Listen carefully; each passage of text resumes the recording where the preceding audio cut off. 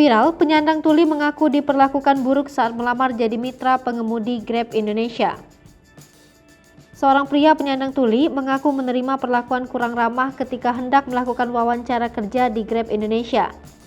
Kekecewaan itu diungkapkan dalam surat terbuka yang diunggah oleh pemilik akun Instagram @tonandaputra bersama akun istrinya @amanda_farliani pada Selasa 26 April 2022. Dalam unggahan video berbahasa isyarat yang diberikan sulit teks atau terjemahan di beberapa bagian, keduanya menjelaskan pengalaman saat melakukan interview di kantor pendaftaran mitra di kawasan Cakung, Jakarta Timur.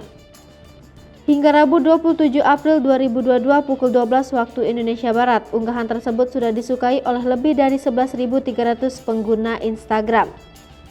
Tonan menceritakan ia tengah membutuhkan biaya tambahan, oleh karenanya Tonan melamar sebagai mitra pengemudi di Grab Indonesia. 1 bulan berselang, Tonan menerima panggilan wawancara di kantor tersebut. Setibanya di lokasi wawancara, Tonan menunjukkan surat undangan kepada petugas security.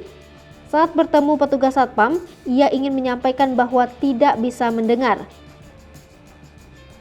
Amanda dalam unggahannya menjelaskan, suaminya ditemui oleh petugas keamanan yang memasang raut wajah masam dan marah. Merasa komunikasi tidak berjalan lancar, Tonan pun menunjukkan undangan wawancara tersebut. Namun saat itu, Tonan mengaku menerima perlakuan kurang menyenangkan. Amanda menduga para petugas security saat itu tengah mengetes kemampuan pendengaran Tonan. Setelah itu, Amanda menyebutkan, suaminya justru diberitahu bahwa tidak ada lowongan bagi penyandang tuli.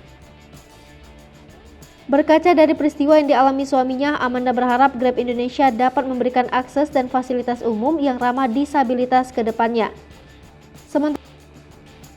Sementara itu, saat dihubungi, juru bicara Grab Indonesia Dewi Nuraini mengatakan pihaknya telah mengetahui dan memeriksa kejadian tersebut.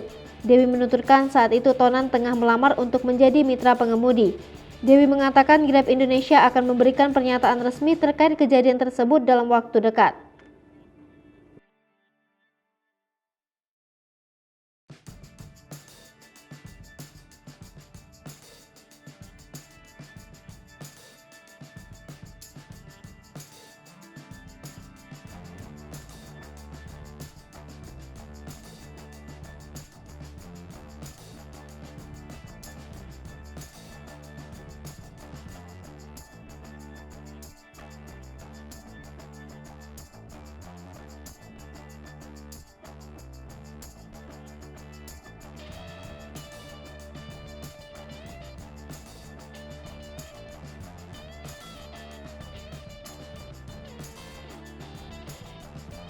Popo TV, jangan lupa komen, like, dan subscribe, serta tonton terus berita-berita terupdate lainnya ya.